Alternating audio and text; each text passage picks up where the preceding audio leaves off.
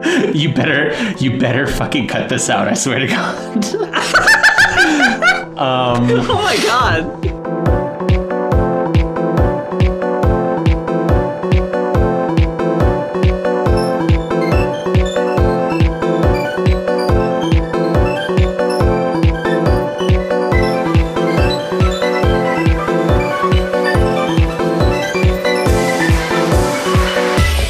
I'm Moth.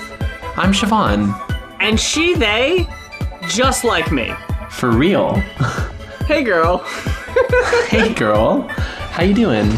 Your girl, Moth, she goofed last time. The recording went great, but I forgot to save my audio.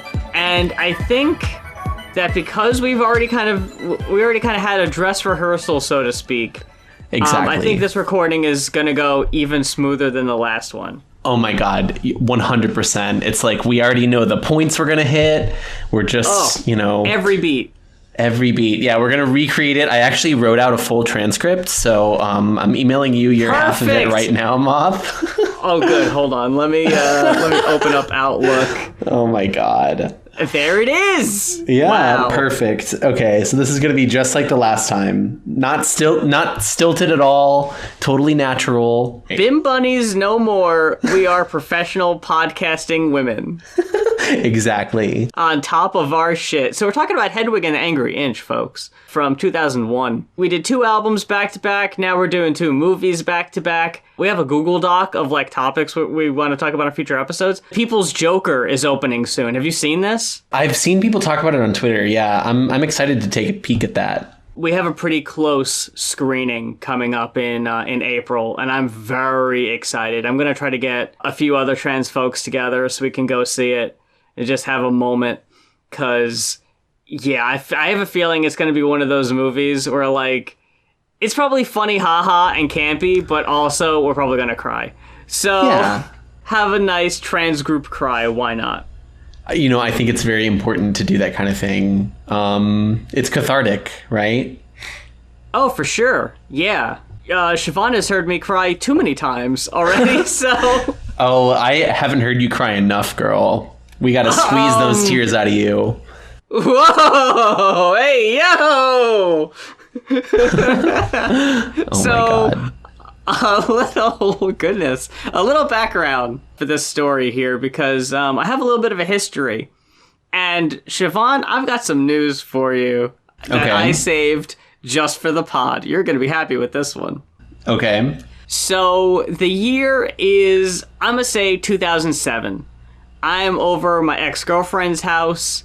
If you're not sure which one that is, listen back to our Happy Birthday, Mr. Baskets episode, and we talk about our worst breakups.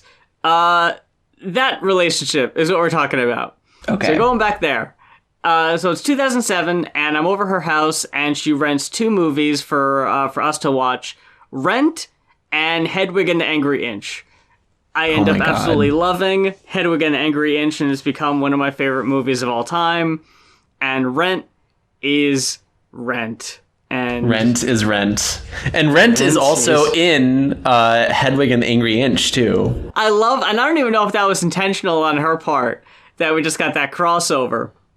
But, yeah, we watched those, and Hedwig had unbeknownst to me, it had planted a seed that would slowly grow and blossom once I realized that exactly what switch this movie flicked, because I knew it spoke to me as a queer person, but I didn't realize that it kind of shed some light on the whole transgender issue that at that point I haven't really given any thought. But Siobhan, what? Would you believe it if I went ahead and me and her are talking again? Really? You and your ex-girlfriend? Yeah. Oh my God. We are catching up on things. And yeah, girl. I've done this with 3 ex-girlfriends now within the past 6 months. I've done that like once or twice with an ex where it's like we reconnect, but it just never feels stable for like me personally. It's like you reconnect with an ex and it's like cool for a while, but it's like a friendship with no like traction or direction. You know what I mean? Like it can't grow, you know? No, yeah. I wouldn't consider these stable relationship or stable friendships. These are catching up, kind of filling in the gaps over the last 10 plus years. And can I just be honest with you? I am addicted to the reaction I get from people who haven't seen me since I transitioned. Oh, hell yeah. Hell yeah. It's like, surprise, I'm a gorgeous woman, actually. Yeah, how about that? What do you think of this? So, my God. Any chance I get at having that lovely opportunity present itself, I jump on absolutely. That's totally fair, yeah. Because you're like, you dropped this bag, by the way. Exactly. Yeah. So, yeah, we talked about the aforementioned worst breakup ever. Mm-hmm. And, you know, it's water under the bridge. And it's basically just acknowledging that it was a shitty situation, and now we're just moving forward. And I think it's healthy for us to both kind of acknowledge that, you know, what happened sucked, but, you know, I've made peace with it, she's made peace with it, and now we could just move forward and not have that kind of like in the back of my head, which is nice. Hell yeah. And that's like really good for closure too. So congratulations on that. Thank you. I appreciate that. It's got to be nice to show off how hot you are though.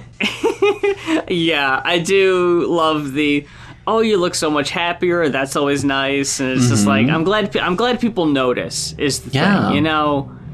Because like, fuck off, dude. So, I don't know if you heard that loud ass motorbike outside. But like, I get in my head sometimes about, God damn, it's still out there. I don't hear it at all. I heard it like a little bit, but I get in my head sometimes about, you know, not changing, not having changed much, you know, like, oh, are these things even working, you know? Mm-hmm. And for people who haven't seen you in over a decade to then notice the change, like, shit, okay. Yeah. You know, I believe that, you know? Yeah, yeah. And that's another reason why I like when people do like inner transition timelines, you're like, this is me at like 6 months, this is me at a year, this is me at 2 years, you know? Stuff like that, I'm always like, okay, yeah. It keeps changing, it keeps getting better, but it's like, you know, incremental changes that you can only see with those like big time lapses, you know? And what bigger time lapse than an ex from... Siobhan, you reminded me. Last time we spoke was a few weeks ago at this point, and it was actually before a good bit of things happened, but the day we recorded it specifically was not only my 2-year anniversary on HRT, it was also, at that point, supposed to be, and I only think it was like a couple days after, was supposed to be your first day on progesterone. Exactly, yeah. That was the day I got the prescription. But unfortunately, like right after we started, right after we ended our previous failed recording, I went to the pharmacy and they were like, oh, we don't have that one right now. And I had to wait a couple days for them to get it. But still, what a fantastic, congratulations on 2 years. That's, you know, fantastic. Thank you. Congratulations on your prog. Oh, it's great. It's already working, okay? I'm excited. You know, I don't mean to pry, but I am very curious. Mainly because of our dietary differences. Yeah. So, for me, and again, I should say this at the top. I should say this before we get any deeper into this because we're talking about medications. We are not doctors. We're not doctors. Any experience we have on these drugs is not universal. Please do not expect the exact same results that we have seen when you start. It's Yeah. purely anecdotal. Yeah, it's literally an anecdote. We're literally telling little anecdotes right now. Disclaimer. So when I first started and I was hearing about fat redistribution and trying to figure out how to put on the weight, like what I should be eating specifically, two answers I got from just about everybody. Dairy was one, and another one was beef, like eat burgers, pretty much. Yeah. Now, you're a vegetarian, though. Yeah, what do you think has been your go-to that has probably led to your success so far? I do still have dairy, but I actually do like oat milks and nut milks Okay. a lot. I enjoy a protein shake very frequently, you know? Oh, okay. Also just like a lot of beans and a lot of nuts. Actually, both of my girlfriends are like big workout heads. Okay. Yeah, so I've heard from both of them that eating a lot of protein is like really tough. But you can't just have protein because like protein is like glue, but you can't make a table out of glue. You know what I mean? Oh, okay. Yeah. So the idea is like, you know, when you eat a lot of protein, you also need to be eating a lot of like fat as well, because that your body's going to use that to like build stuff, you know? So nuts are perfect because they're like pretty much the same amount of protein and fat. A serving of almonds is 6 grams of protein and 10 grams of fat. So if you eat a bunch of almonds, you're getting all that stuff, and it's like your body's just using it to make tit. See, beans I'm not a fan of, but nuts I can get down with. Nuts are great. Okay, good.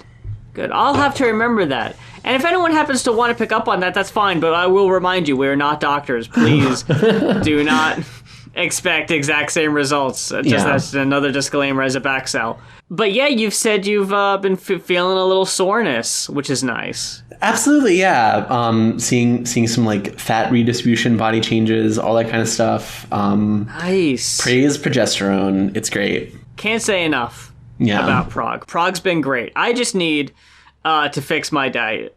And once I think I get there, I think it's going to be smooth sailing. Hell yeah. Just after our failed recording, we went to concerts on Thursday, Friday, and Saturday. Up until that point, we really haven't gone to many concerts since late 2002. Like, I don't think we went to any concerts all of 2003. 2023, rather. Hey, I was about to say, wow, like you were going to concerts in 2003? Damn. I saw Weird Al in 2001. Oh, hell yeah. Classic show. He would be my first concert if it wasn't for, and this does count, even though we're only there for a few minutes, the Teenage Mutant Ninja Turtles Coming Out of Their Shells tour in the early 90s. Oh my god, that's amazing. With the turtles in the big suits singing songs, but I was maybe 3, and it was very loud, and I cried a bunch apparently. So we left, like, really early in the show. Yeah. And I feel bad that they had to buy tickets only for me to cry and need to come home right away. Oh my god. Joke's on them. I don't remember it. I was just a baby. Exactly. Who cares? God. I think my first concert was, like, seeing Alan Jackson at the rodeo, because I'm a Texas girl. Okay. Whoa, I got dizzy from that one. Yeehaw. Oh my god, at a rodeo! Holy shit, girl. At a rodeo. Yeah. Okay. We would go to the rodeo every sorry. year. Mm-hmm. Yeah. I need to ask you. I need to know this, Siobhan. Okay. And I'm glad we're talking about this because we did not talk about this last time. Did you, as a kid, wear, like, cowboy boots and a hat? Yeah. Of course I did. I think there's a photo of me somewhere I could dig up. I'll post it on Twitter. It's really cute. Oh, Yeah. God. And like both don't really fit me that well because I'm a kid. Of course they don't. Oh, okay. Like, nothing fits you when you're a kid, you know? Yeah. You know, it's funny, and people are going to call me a hypocrite, so I'm just going to go ahead and tell you now. We had a break on an episode of Riff Break where I said that I thought kids dressed in cowboy clothes was really obnoxious. Look, girl, I will make an exception, though. Because I know you, and you're a fucking babe, so that's okay. No, I'm calling baby Siobhan right now with my time phone and telling her that you think she's cringe. That 8 years older Moth child thinks baby Siobhan is cringe. Oh my god. Look, now all I'm saying is this. If you were to, I'm gonna pull a fucking Ben Shapiro. If you were to, hypothetically, for the sake of the argument, buy a pair of goddamn sparkly ass cowboy boots and cowgirl hat for current day, I would not find that cringe. I would find that a very different way. But that's neither here nor there. Okay. And it's merely a suggestion. I might actually do that. Like, I kind of want to serve cowgirl realness at least once. Watch this fucking space, folks. Watch this space. And don't say I didn't do nothing for you, because... Yeah, dressing me up, you know. Have that montage of the coming out of the dressing room, giving the thumbs up, thumbs down, but coming out in the goddamn sparkly ass cowgirl suit, just like hooting and hollering. Yeah, and just imagine in the scene, like, an unreal, like, absurd height difference between me and Moth, you know? Okay, how tall are you exactly? I'm 5'8". Okay. Yeah, and you're like 5 foot even? Yeah. Yeah, exactly. Tiny. You can't tiny shame me. Well, it's not shame, is it? No, it's not shame. It's just bringing to the attention, and that's fine. Yeah. You're just making me blush. That's fine. Yeah, but honestly, like tall women are so hot. Like, I was hanging out with friend of the show, Beatrice, who's one of our mutuals on Twitter, and she's really tall. She's like 6'2", and we took photos together, and I was like, wow, she's so beautiful. She's like a big tree you could climb, you know? Mm-hmm. Right? Yeah. Shit. Anyway. Just saying. Not to distract everyone too much, but tall women equal hot. Mm-hmm. For real. Mm-hmm. Made a friend, and she's trans, and she was telling me that a show coming up had 2 bands that had trans women in the bands.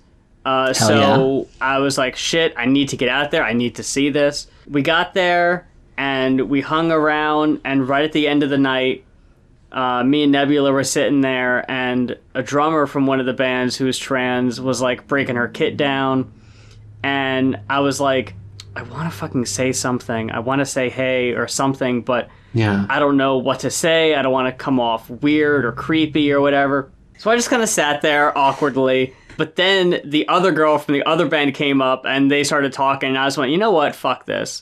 I need to get up. I need to say something. So I got up, and I was just like, hey, super fucking awkward. Like, the embodiment of the fingers poking each other emo, just like, excuse me, hello. A friend of mine told me that both of y'all were gonna be here, and I'm trans, and I just wanted to let you know that it really means a lot, and it means a lot to see y'all here, and I wish there were more like trans representation in the scene and everything. Hell yeah. And they were really sweet, and they took a picture with me, and I look awful in the picture, so no one's ever going to see it. Hey, one second. That picture that you took with them is really cute. Just saying. Just saying. You don't have to post it. Don't let me convince you that, you know, it's like, don't let me sway you, but it's really a good photo. One of the girls in the picture also said that, so I might just post it already. Yeah, if you want to. Anyway, so Hedwig and the Angry Inch. The stage play itself was basically a one-person show, just kind of talking through the story with occasionally breaking into songs that would also be brought back in the film. There's a little bit more backstory given in the stage play that we don't necessarily see in the movie, unfortunately. But the movie also adds a whole lot of very interesting visuals to the stories, obviously. If you want the full experience, folks, like, the stage play is on YouTube from, like, 99, so check that out. It's almost like a cabaret kind of jokey with the audience from time to time kind of show, so yeah, it's a good time is had by all. Yeah, and that, that honestly makes the movie make a lot more sense to me too. Like, if the stage show was just this weird, like, surreal series of stories, kind of like loosely tied together with a narrative structure that someone was just talking about on stage, I could see that really working. Where, like, the film is like, it leans so surreal because it's like, it really feels like someone's just telling you like a long story. And some of the off jokes, like the offhand jokes that are made in the movie, kind of feel like scripted and awkward in a way that if they were just being told on stage as a joke, they would feel more natural. It's weird because I didn't see the stage play until years and years and years after I had already seen the movie numerous times. So that's all I was used to. And then all of a sudden it's like, oh, this actually kind of works better. You don't really have that reference point, but now it's like, oh, yeah, I can see what they were going for. Maybe that didn't land as good as it did with the audience, Yeah, exactly. And, there's also, like, so many performances in the film, and, like, it's performed really excellently, and it's very impressive, and it's like you can tell that especially like Hedwig, like John Cameron Mitchell, he's a very good performer, and I think that would be even more like impressive and lively and have this like energy to it that you could feed off of in a live space where like it does still translate in film, but I think it would be less impactful than it would be in the theater. So overall, the story itself is about a trans woman living in the United States, her experience that brought her to the U.S., and just the unfortunate series of traumas that befall the main character from her life at home in Berlin, her relationship with her bandmate, as well as this inappropriate relationship with this would-be pop star who may or may not rip off all of Hedwig's songs. We talked about it a little bit last time. We probably won't talk about it as much here because we didn't really make much of a conclusion. But there is a fan theory that Hedwig and the Tommy Gnosis character are the same person. Yeah. We kind of both called bullshit on that. Yeah, but it doesn't really make sense. Yeah, it doesn't make sense, but like also since the last recording, that theory has been like stewing in my brain. I don't think it's that way in the story, but I think that it might be that way for John Cameron Mitchell, where like Hedwig represents like his queerness and femininity, where Gnosis represents like the side of him that wants to just be like a famous person. You know what I mean?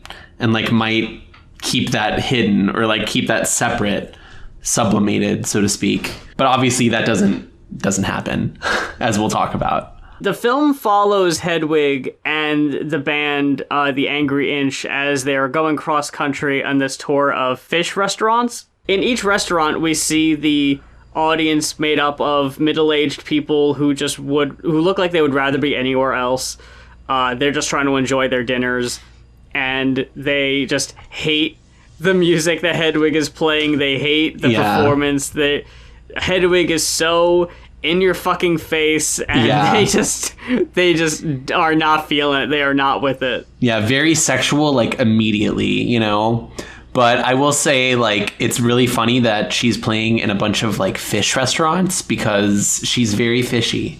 Oh, Right? there you go. The performance of "Tear Me Down," which is such a great fucking opener to the album and movie. I was gonna say the soundtrack to the movie is possibly my favorite movie soundtrack of all time. It's like no skips at all. Oh yeah, because it's so like a good. great rock record, I'm sure. It's so eclectic too, because you got songs like "Tear Me Down," which is like a straightforward rock song. Then you got "Angry Inch," which is more punk leaning. But Hell then yeah. you've got fucking Sugar Daddy, which is like a country song. So Yeah. dips into all these different genres. Yeah, it's like a drag set list, you know?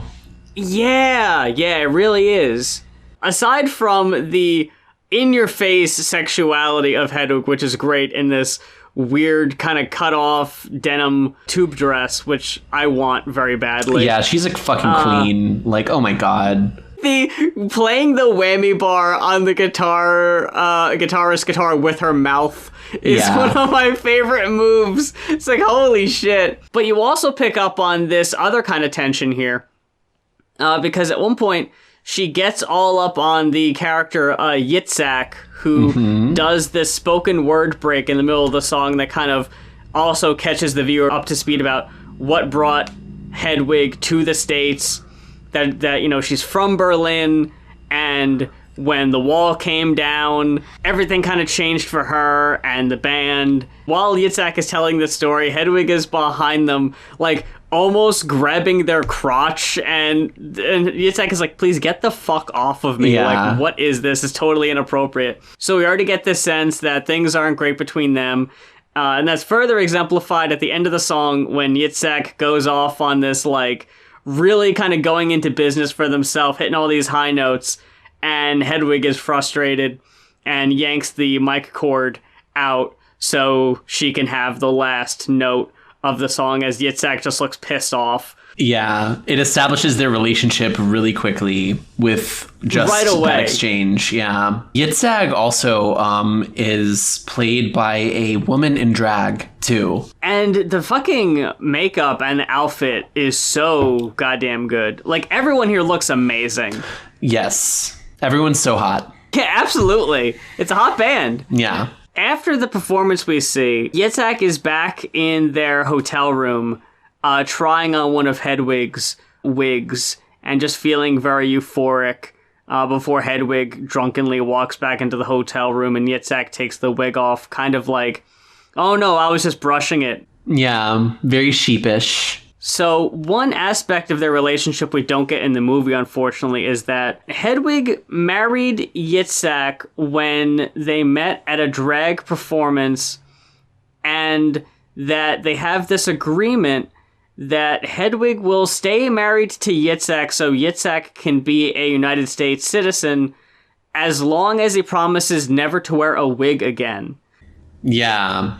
This very specific part isn't mentioned in the movie, and it would kind of add to the why Yitzhak is so desperate to wear one throughout the movie. Outside that, we just kind of see that there is a longing and a tension between them, but we don't really figure out exactly what it is. Yeah. Because they almost kiss, too, at one point, until a Tommy Gnosis song comes on the TV, and it's the exact same song we just heard Hedwig perform. So immediately we get this clue that this artist is ripping off all of Hedwig's songs, unfortunately, and it's this weird kind of, I don't even know what, like, the closest I would say, maybe almost like a Marilyn Manson, kind of maybe like a... Chris Cornell. Yeah, Chris Cornell, maybe Billy Corgan from Smashing Pumpkins in there a little bit. Definitely Billy Corgan. That's a good one. Yeah. The wig scene made me think of those times, like, pre-transition. You, like, feel drawn to femininity, but you feel embarrassed by it. And that's really what that scene made me feel like the most. The closest experience I can have to that is that when Nebula and I started, when we got to the phase in our relationship where they had clothes over the apartment in my laundry, I would try on some of their stuff. So the clothes didn't fit exactly, but that didn't matter, you know? Yeah. Like, it didn't have to be flattering in that moment. It was just like, oh my God, I'm wearing women's clothes. Yeah. Yeah. No, I know exactly what you mean. In fact, when Charlie and I started living together, it was pre-transition for both of us. And I would put on his clothes as a joke. Joke, in quotes. Hilarious giant, joke. big quotes. Yeah, like, are they so funny? Like, oh my God, what if I went out like this? Oh my God, you wouldn't. Yeah, and it's so funny too because like I inherited all of his girl clothes, so like I still have those outfits, and they look much better on me now, I will say. Hey. Yeah. I think I only just recently told them that, by the way. Oh really? Like it was like a thing that you kept from them from this long? That's interesting. Yeah. Well, because like at the time I was embarrassed by it. And then I just kind of forgot that I did it. I honestly only just recently remembered that was something I did for a period. Like, especially trying on, like, their panties wouldn't fit, you know? So, it's not something I would do often. You would do it, like, once, just to kind of get the feel of it. Yeah. And then you just go on from there. Yeah, exactly. And it's also kind of interesting, too, that, like, I don't know, this is my experience, but, like, the longer I've been transitioning, the more I've realized that I had so much dysphoria in the past, but I just didn't know that that's what it was. Or like so many like trans thoughts or moments, you know? And it's like, I remember them and I'm like, oh, fuck, that was like a huge egg moment for me, you know? But I had forgotten about it. I didn't even think about this until I heard other trans women talking about it. But when I was in school... and we would have gym class, I would never change out in the open. I would change in the bathroom stall. Yeah, me too. And when we did like swimming lessons, I always kept the shirt on. Yeah, that's so relatable to me. Oh my God. That's just dysphoria. Fuck. Yeah, you're just opening up so much shit for me right now, Moth. Holy shit. And I had no idea about that either because it was one of those things where, like, you don't have a name for it. Yeah. Like, I remember my parents being like, you can't always do this. And me just being like, I have to. And not knowing why I had to. Like, exactly. It was just this feeling of, like, I just don't feel comfortable being shirtless. Yeah, and you just, like, hate the way you look, and you don't want anyone to see you. Ugh. At what age? At, like, 8? To have body image, like, feelings like that? That's not typical, you know? Exactly, like, yeah. There's something else there. Oh my God, yeah. I remember I was 8 one time, and I just, like, looked at myself, and I started fucking crying, and I didn't know what that was. Oh. Until just now, actually. I just remembered that happened, and I was like, oh. Oh my gosh. Anyway, this is a podcast, not a therapy session. I'll just write that down. Oh my gosh. Oh my God. Anyway, dysphoria. It's a bitch. Yeah, it sure is. So we go to the next stop on Hedwig's tour here. She makes mention that it's an offhanded joke that she has all the band members' passports. Something that comes up later in the film. We get a payoff to that remark. Yes. She has all the power with her bandmates, and that's like a very important plot point. Power itself is the overarching thing. And like this movie is about power. And when Hedwig's mom, she gets mad at Hansel at this point, mentions Jesus' name, and his mom's like, don't you say that name around me. Hansel goes, well, Jesus died for our sins, and his mom goes, well, so did Hitler. Yeah. And they have this moment. She clarifies that absolute power corrupts absolutely. And she says it's better to be powerless. Mm-hmm. And that kind of sets a tone for Hansel and Hedwig. It sounds ridiculous when you first hear that. Yeah. Like, it sounds like she's very paranoid, just living in this environment. She's very, like, oppressed, kind of downtrodden. Their home life is not amazing. But you see throughout the film Hedwig gain this power, and does ultimately get corrupted by it. So there's the opening scene, there's the wig scene, and then it goes into Hedwig's backstory. It mentions that her mom, when they were like sectioning off Berlin into East and West, where the East was like the part controlled by the Soviet Union, the West was controlled by the British, French, and Americans. She was from the west side of Berlin, and she intentionally went to the East because she wanted to avoid power. And she thought that, like, you know, the West, so to speak, was like a place of power and charisma and all these things. And she wanted to have a simple life without that, a pure life. One free from sin, you might say. That's honestly something that, like, kind of skipped me, so I'm glad you had mentioned that. Mm-hmm. English teacher Siobhan, here she is. Hey! We knew she'd make a special appearance. Oh, you know it. She's my fucking favorite, so I'm glad to have her in the building.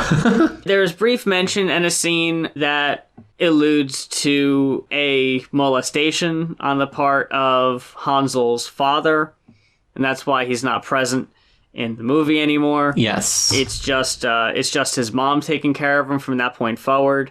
And it shows them, like, sleeping in the same bed at that point, turned away from each other specifically. Like, it makes a point to, like, show that, too. Yeah, and I also think it's kind of, you know, to keep with the biblical allusions that we got going on, it's sort of like, you know, Jesus was a fatherless child. And he's like the lamb, you know, the perfectly innocent lamb. And I think, like, Hansel is supposed to be that. Okay.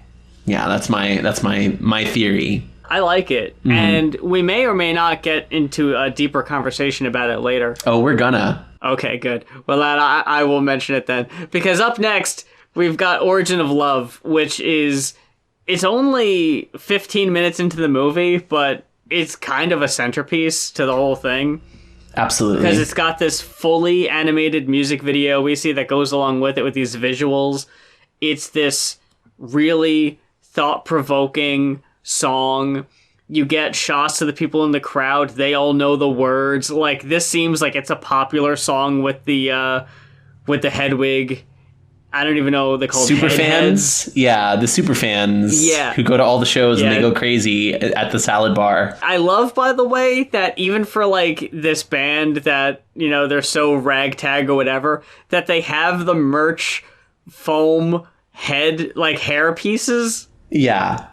That the audience wears. Like, that's a nice little touch. I like that. Especially growing up a wrestling fan when every wrestler had a foam accessory that the audience can hold up. If it's like a big foam finger or something to that extent. Oh my God. They got pretty ridiculous. It's so theatrical. Yeah.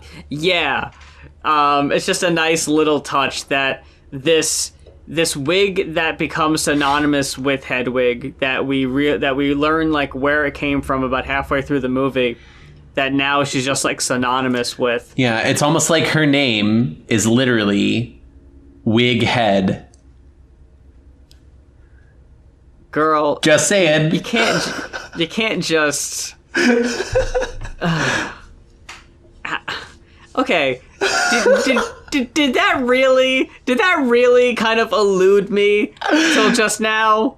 Yeah, it eluded me till just now, so you're not alone. Okay, well, good. So I love this song, it's great. The Origin of Love kind of brings this mythos that Hedwig, I guess, lives by. The Earth originated with 3 groups of people. Mm-hmm. They were 4-legged, 2-headed beings that were 2 men back-to-back, 2 women back-to-back, and one that was a woman and a man together. And that because of their hubris, the gods got upset with them, thought that they had too much power, feared their power, made it a point to separate them.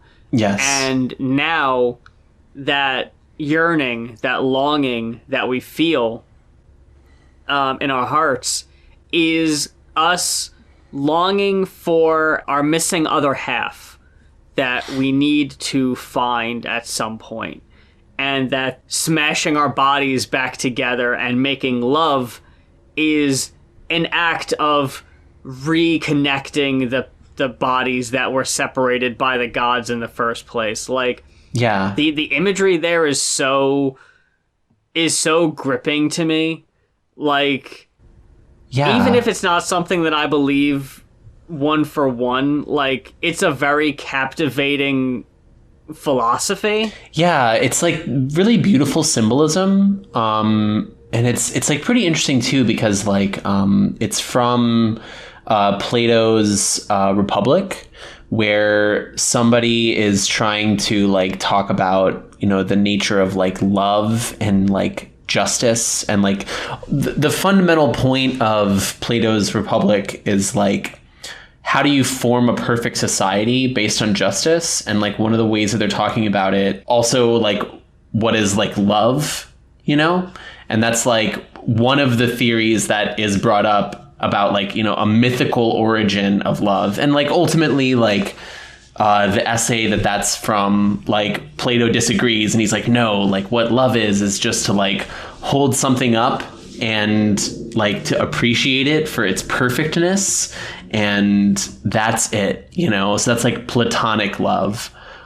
Yeah, okay. Which is kind of funny too, because it's like Plato is like really sort of like what the mom is like, where she tries to be like super rational and like everything's perfect, but there's no desire, there's no like fire, there's no life. It's all plain and bland, but it's just and perfect and equal. And it's also funny that this got delayed, because since our last recording, ContraPoints just released a 3-hour video about Twilight, and she actually mentioned she mentioned this like thing, this idea of like, you know, the people with 4 like arms and legs being split by the gods, and that's like an origin of love, you know. I have yet to watch that video. That's very funny that it came up there. Hell yeah. That's a very interesting coincidence. Yeah, and it's, you know, it's like the trans community is still reeling from the new ContraPoints video, me included. I love ContraPoints. She's such an inspiring person for me. Very important in my trans journey. I'm sure we'll talk about her someday. Yeah, I remember you had mentioned her, I think, in the first episode, and like you would there was like a series of trans YouTubers that, I don't know, just didn't click, that like, I'm watching an awful lot of trans YouTubers. That's, you know, that can't mean anything. Yeah, exactly. You know, just obsessed with them, rewatching their videos over and over and over again. No reason, you know. Still cis though. It's like when Nebula had asked me, like, you follow a lot of trans sex worker pages. Does that mean anything? Like, you and me both, girl. And I was like, no. And like, seriously, like, they were even like, do you think you're trans? And I was like, no. Yeah, don't ask me the forbidden question. The question that continuously creeps back up in my mind. I just shove it back down, you know? Yes, I gotta stomp it back down. Absolutely. Yeah. Anyway, so origin of love. Yes, origin of love, we get that. Hedwig is then seen in bed with Yitzhak, and Hedwig is saying, like, trying to think where her other half could be. Like, are they a man? Are they a woman? Do they complement me? Did they get the luck? Did they get the ability? Like, did they get the looks? Like, to imply that Hedwig, like, just doesn't have any of those, and their partner just made off with all the good stuff, she says. Yeah.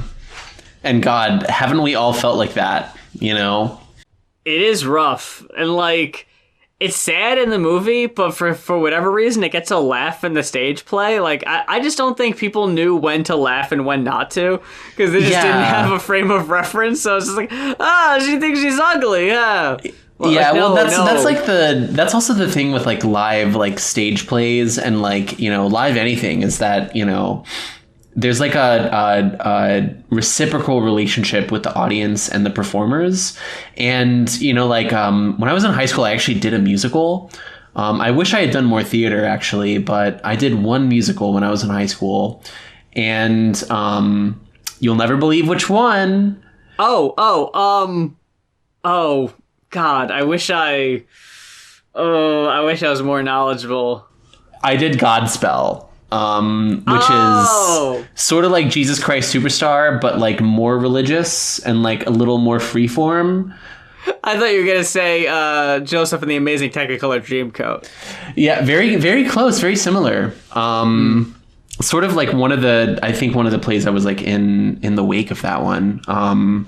But one of the things I remember from that is that like different crowds will laugh at different things.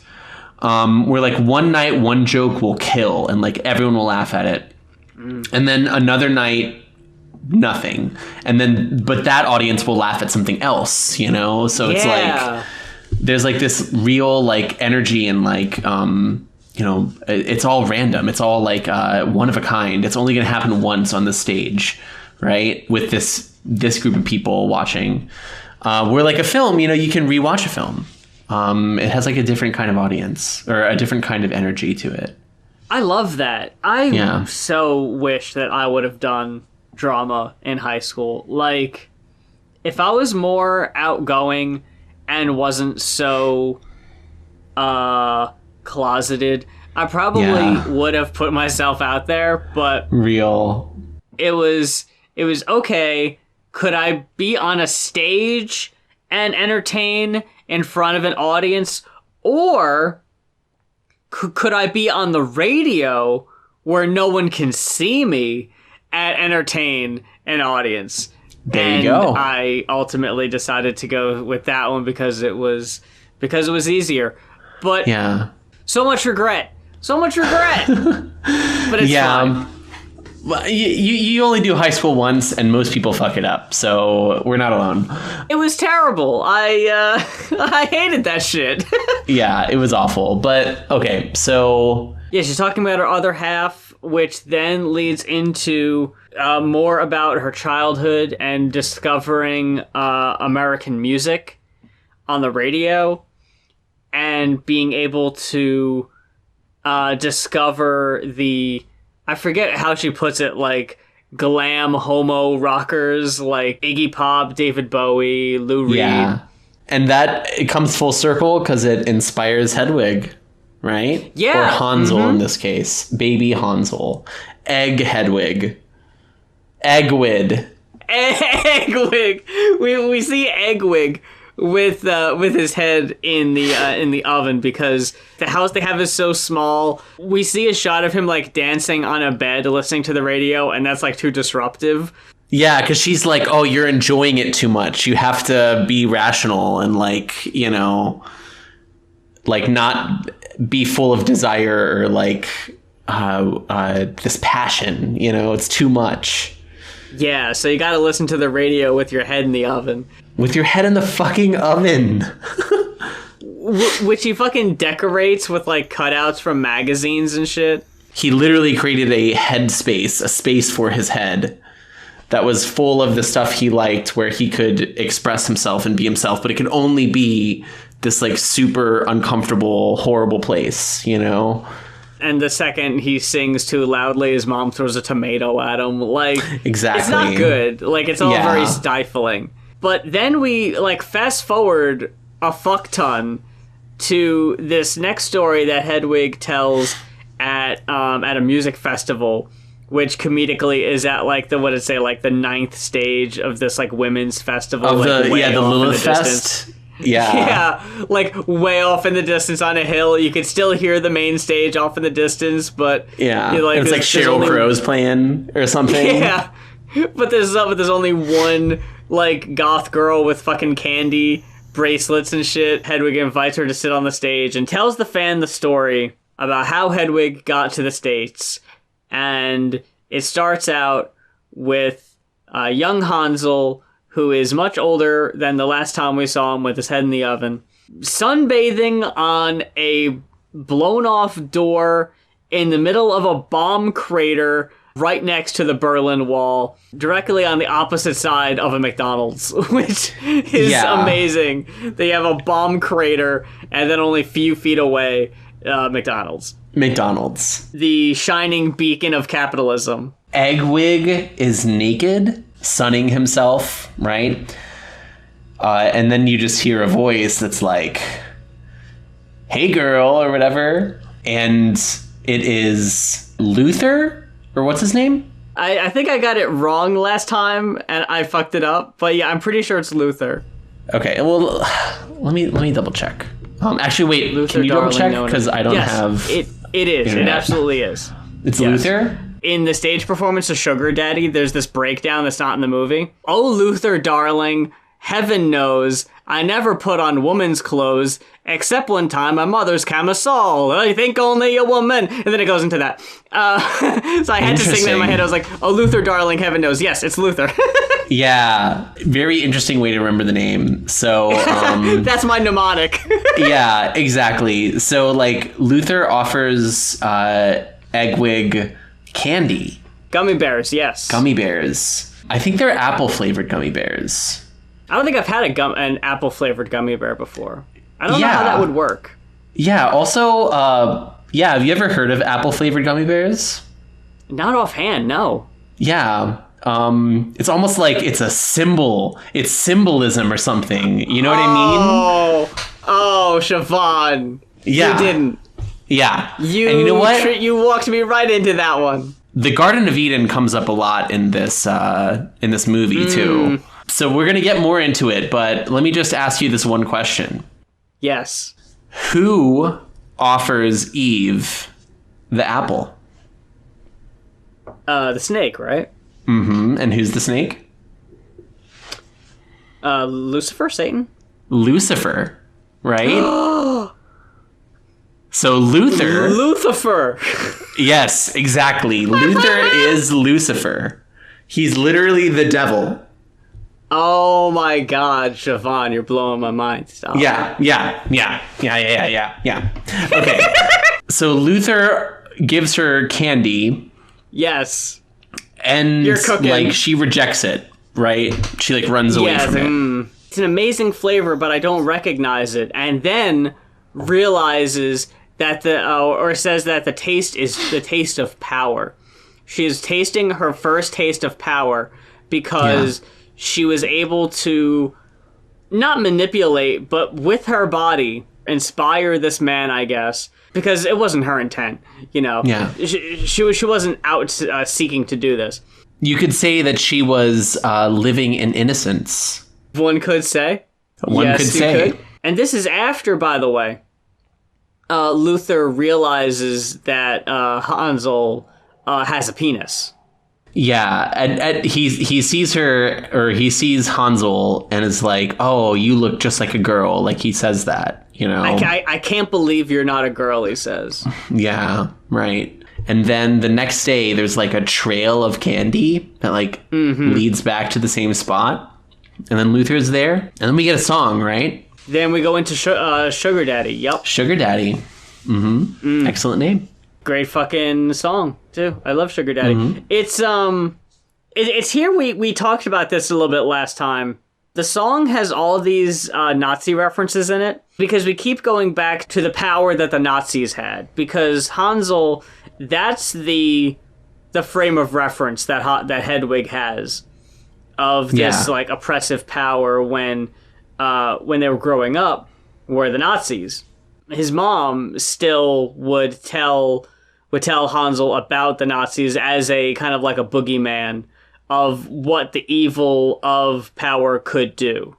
So in Sugar Daddy, there's references to different Nazi leaders.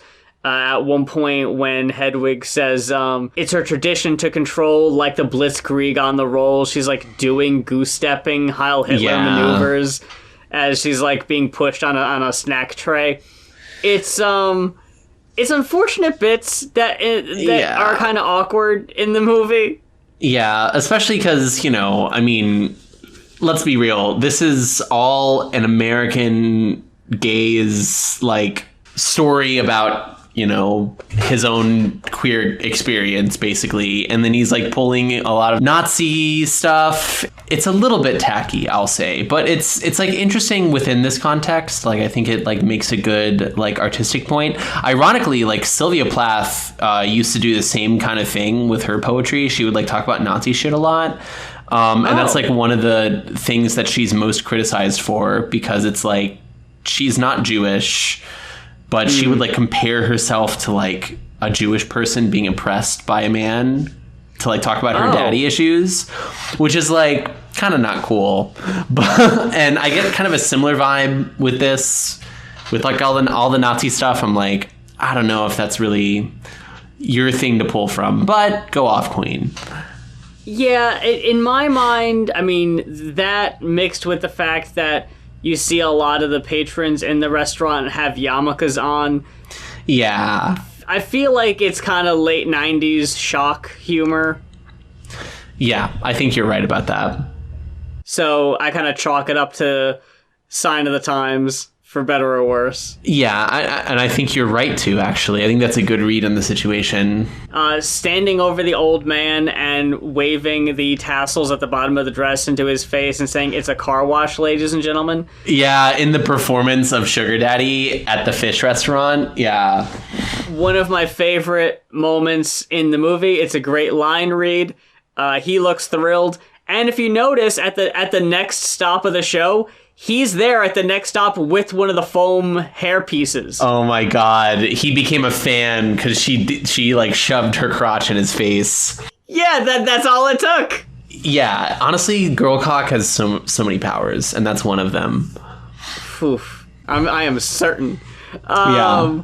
Okay, well, we cut from the song back to a flashback where Luther is saying that he can get Hedwig out of the country by marrying her. In Hedwig's mind, all it takes is, I'm just going to throw a wig on and we're going to get married. But Luther tells her that they have to get married in the States, which means that there's going to have to be a full physical evaluation. Which is so weird. Like, what the fuck's up with that? But anyway.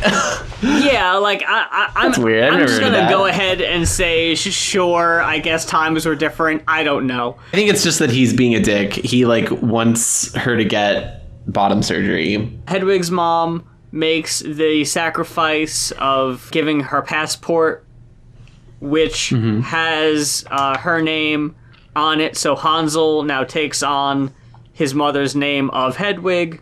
We get a scary jump scare shot of this horrible, dirty, kind of back alley looking doctor's office where Hedwig gets the surgery done, presumably.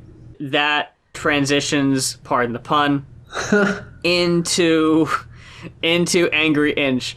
And I think this was where we had probably one of our biggest discussions about the movie during our last recording, because yeah, I remember you had some feelings on this one. I do have some feelings on this one. So John Cameron Mitchell, the creator, uses like a lot of this like these like trans issues, this trans imagery, and it like talks at length about this like sex reassignment surgery, this gender reassignment surgery that Hedwig gets.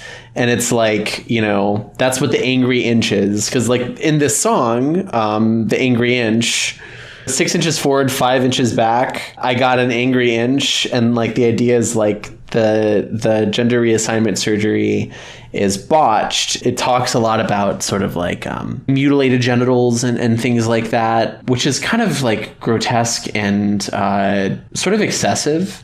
And it talks a lot about like what I would consider to be like trans pain.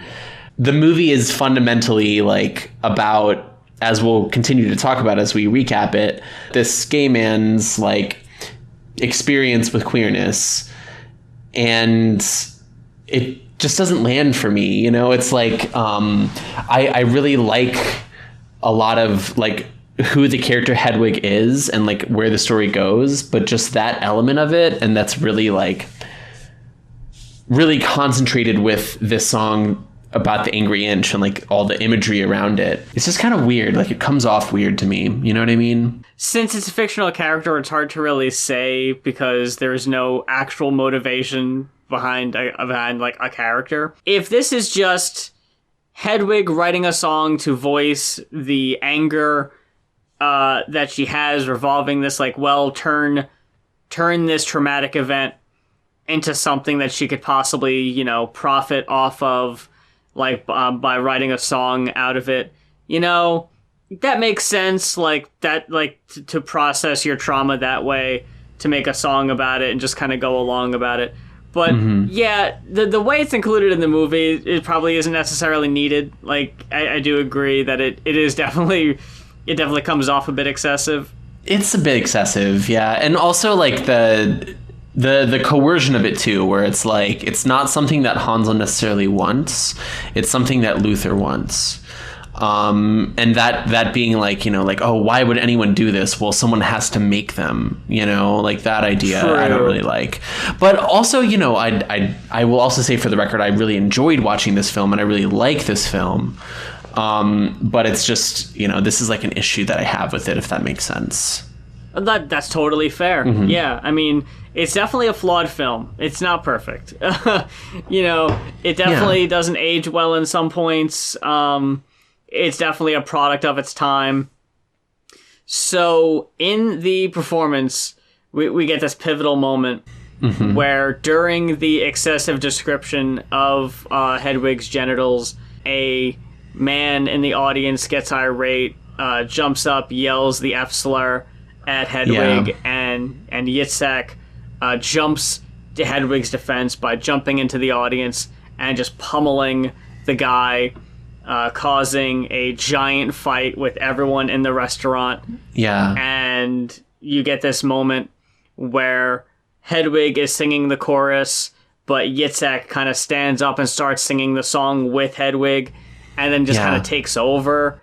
And Hedwig has this moment of just like realizing that that Yitzhak is the like superior vocalist, and just kind of like lets Yitzhak have the moment. Yeah.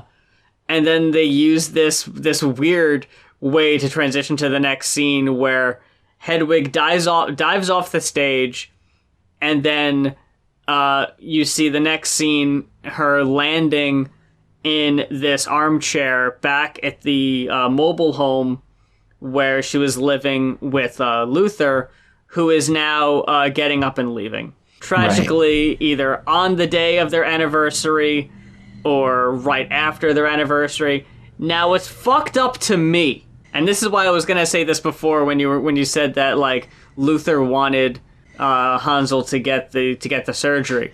Yeah. Am I supposed to read into that Luther is leaving with this young boy? Yes, 100%. No, that's like the text is that like they like she marries Luther and moves to America, becomes a citizen, and he leaves her within a year for like a younger twink. The faces and the shrugging, like there's no words. It's just like, well, this is I'm going. Yeah, I'm he's leaving. like, well, bye. Yeah, later. And she's just left, you know. And then right at the same time on like a TV, she sees that the Berlin Wall is coming down.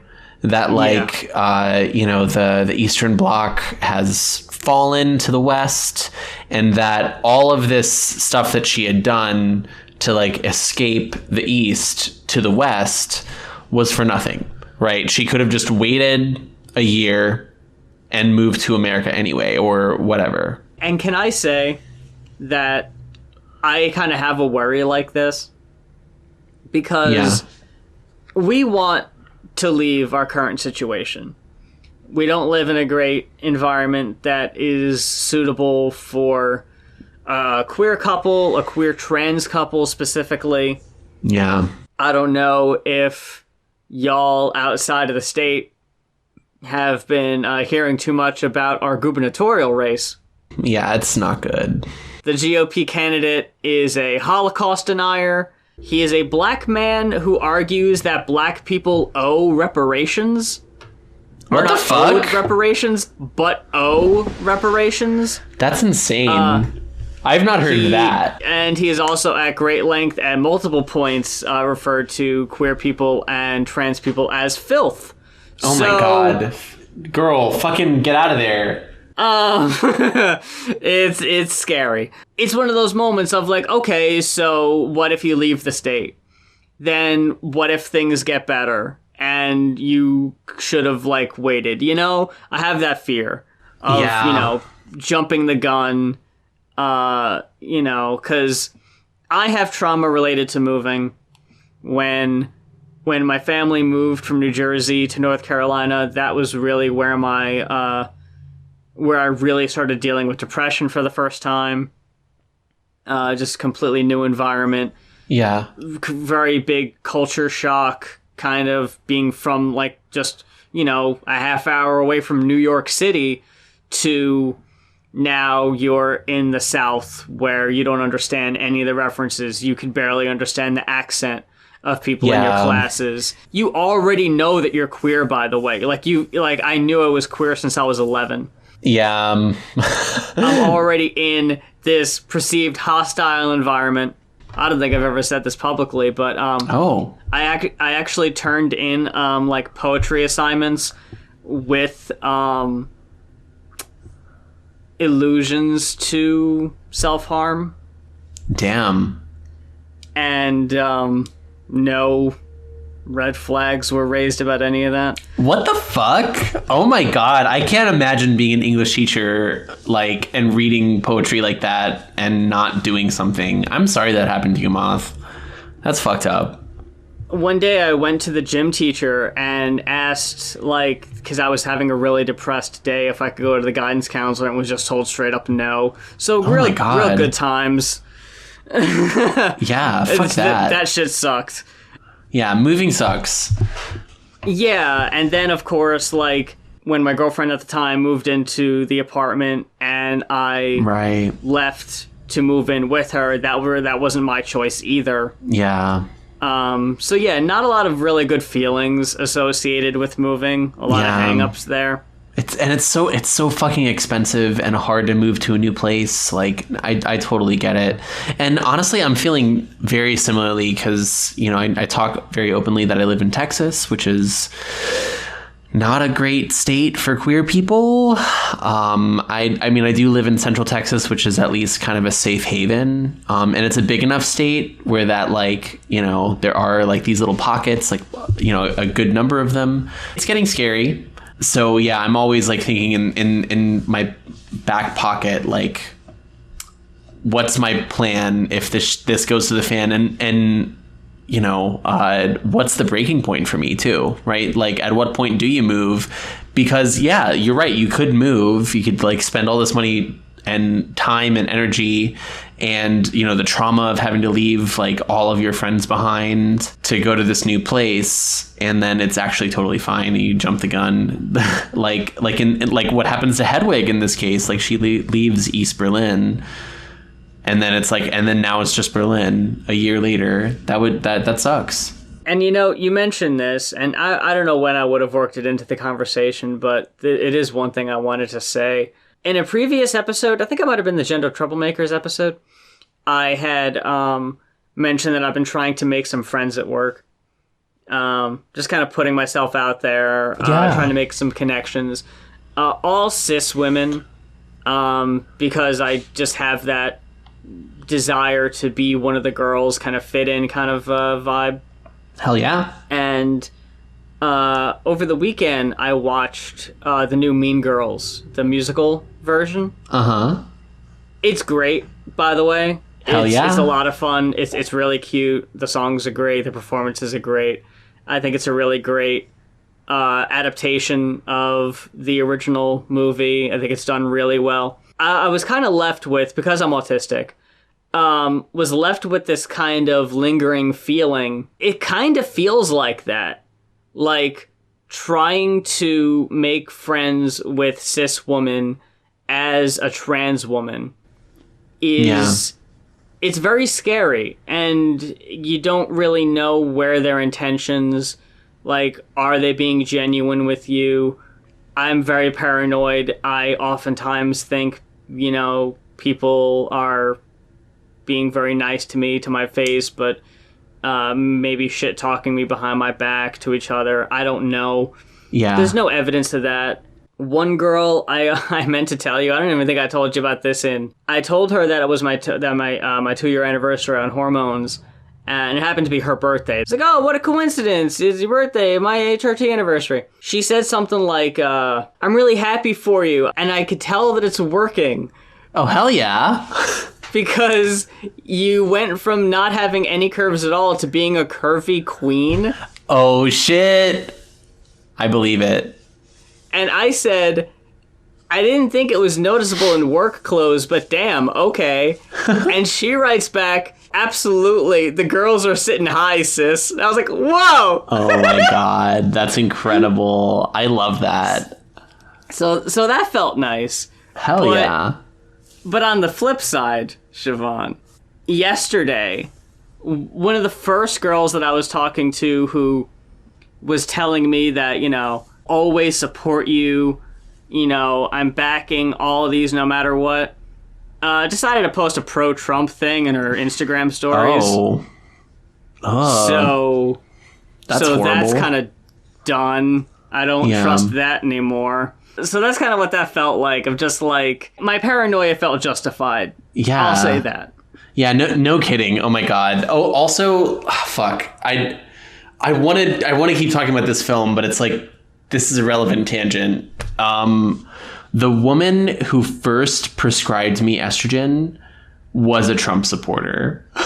Just to give you a theory, just to give you like an idea of what Texas is like. Yeah. Oh my god. Yeah. Like I was talking about, like, she was like, do you have any worries about going on HRT? I was like, yeah, I'm an archaeologist and I'm going to be out in all these places. It's like pure Trump country, And she was like, yeah, I think the only person who can really save our country right now is Donald Trump. And I was like, oh.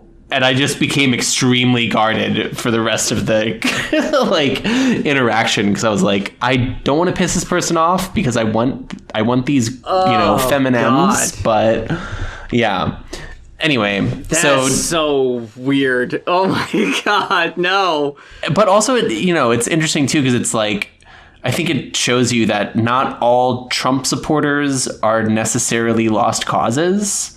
They're probably just taken by propaganda, I believe that 100% with this girl in question, because she is very nice and has never shown any kind of signs of being bigoted or anything. Yeah. She's just young. That's the problem. Most people I work with are in their 20s.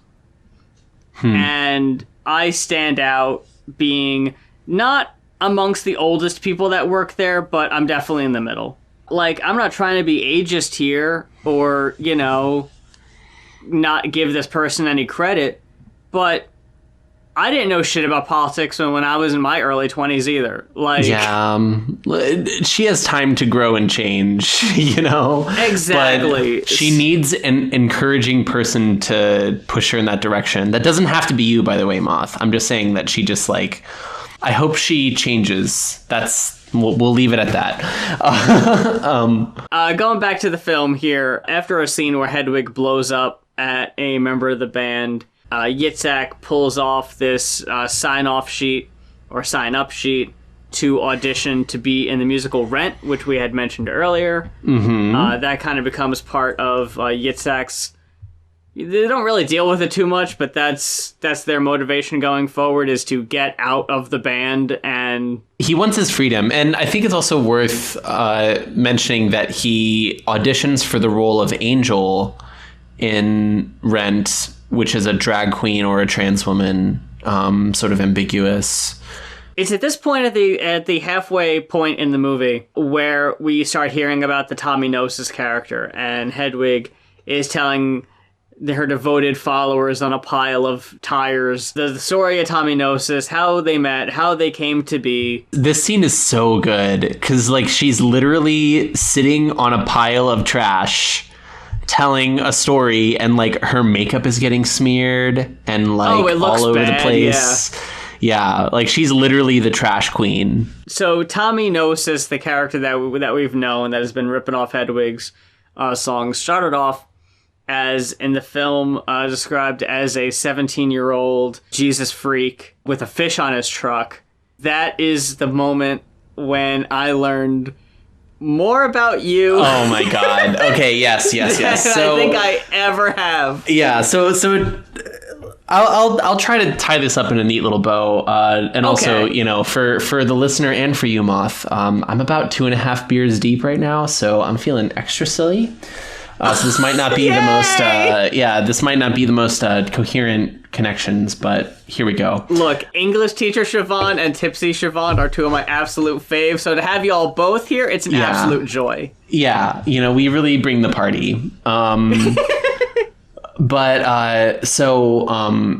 We mentioned earlier in the podcast that there's a theory that the Tommy Gnosis character, this person who rips off Hedwig and steals all of her songs and like goes on to become famous, and Hedwig herself are the same character. This is probably who Mitchell was as a boy, and that's why.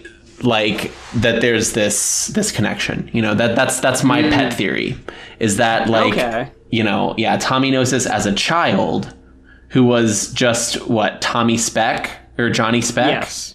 I was Tommy Speck. That's why I maybe connect to it a little bit, is that like I was a Jesus freak with a fish on my Saturn. I didn't have a truck, but oh my god. Yeah, I did have a coexist sticker.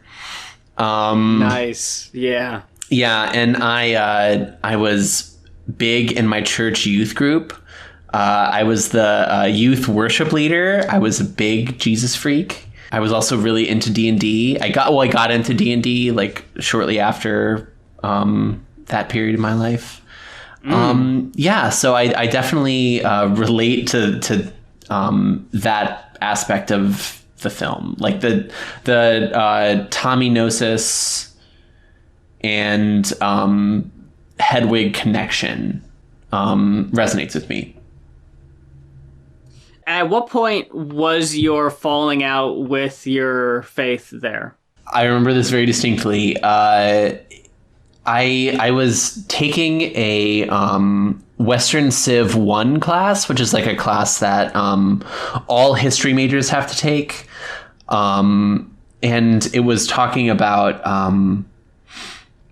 the birth story of Cyrus the Great, who was a Persian king of the Achaemenid Persian Empire.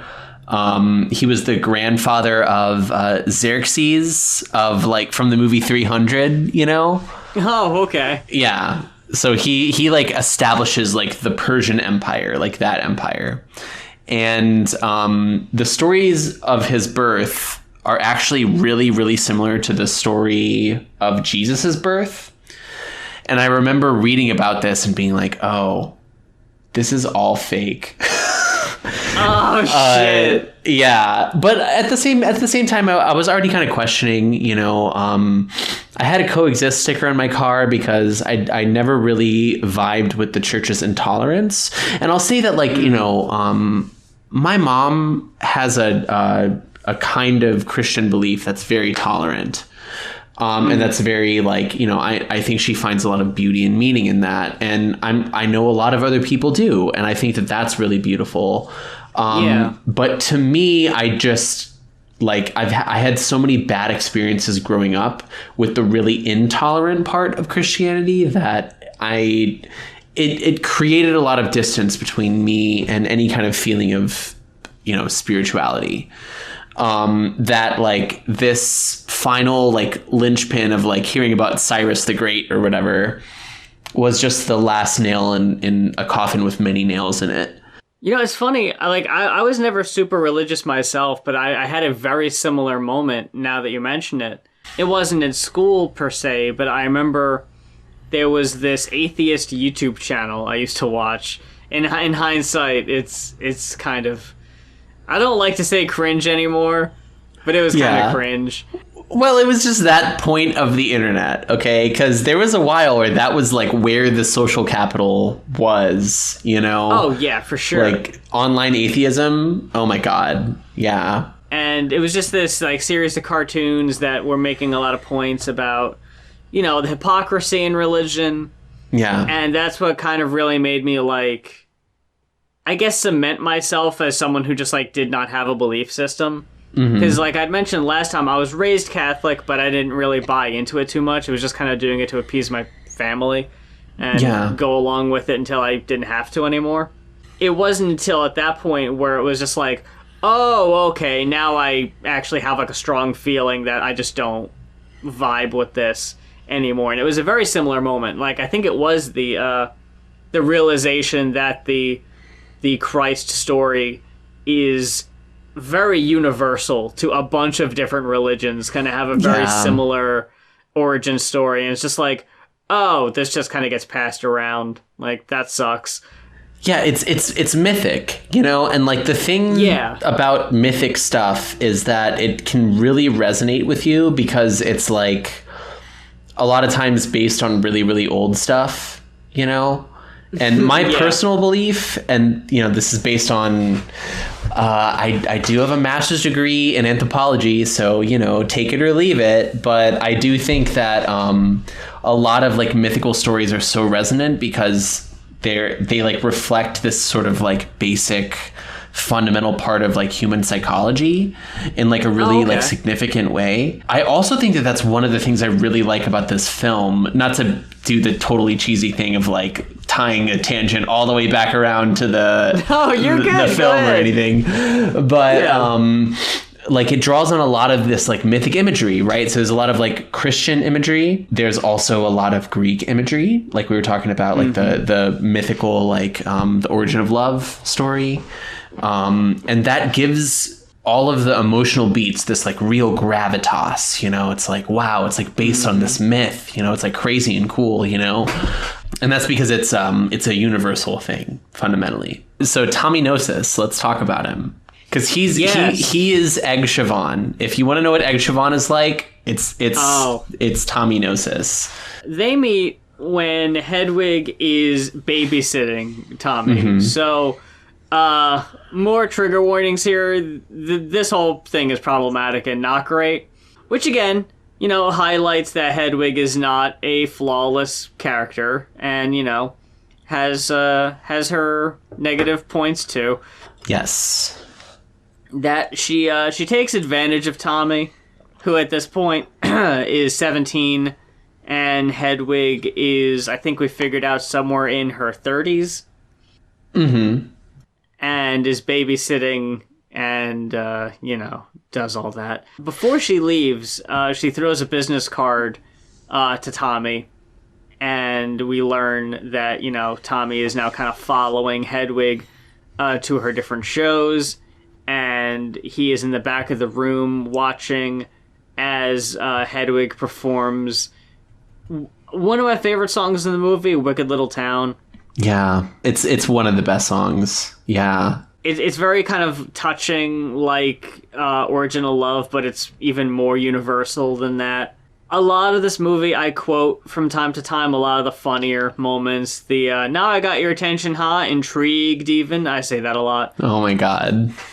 It's a car wash. That's something I remember. Oh, it's a car wash, ladies and gentlemen. Oh my God. I referenced so that. Good. But the fucking a line that always kind of goes through my mind is and if you've got no other choice, you can always follow my voice. I'm just like, my God, that's such a beautiful fucking line. Yeah. That I always just remember.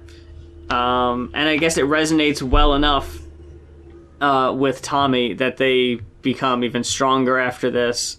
And they get together.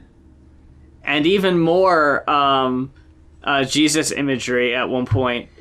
At the end of Hedwig's performance, she wipes her face and throws the towel to Tommy, and it's like a perfect like outline of Hedwig's makeup on the towel. It's the shroud of Hedwig. Yeah. It's a good visual joke, but also with all the religious imagery we've talked about in the movie, it just kind of furthers that along too. Yeah, so they're hanging out a lot more now, and eventually Tommy wants to know what Hedwig's story is, who she is, where she came from. And through some brilliant editing, the audio of Hedwig telling the story kind of gets quieter and quieter, and the noise of a bomb being dropped is becoming louder and louder. Yeah, and it's like zooming into Tommy's face as it's like he's coming into realization about how queer she is. Yeah. And they do this perfect crossfade, and finally when you hear the explosion go off, you see Tommy's expression change. And Hedwig's about to leave. Hedwig is like, well, that was fun. This is over now, though, because I said that. Now I gotta go. And that's when Tommy really starts to open up, though. How does he open up, though? Because the first thing he says, which I think is really funny, is, have you accepted Jesus Christ as your savior or whatever? And she's like, fuck this, Yeah, her reaction is, well, I love his work, which is a great comeback. Immediately, once you think, though, that he's gonna go on this fucking I'm gonna save you kind of speech, with, by the way, I'm gonna ask you this, have you ever done that personally? I never did that personally. Like the evangelizing thing? Yeah. No, I never did that personally. Okay. I was a big believer in many paths up the mountain, which is like a general theory of religion that all religions are correct. That's the kind of Christian that I was, where I was like, I'm saved, but I don't think that my offer of salvation is unique to this particular religion. I think God is experienced in many other ways, and I think that I thought that Buddha was also a messenger of God who offered a path to salvation, and Islam was as well, and Judaism was as well.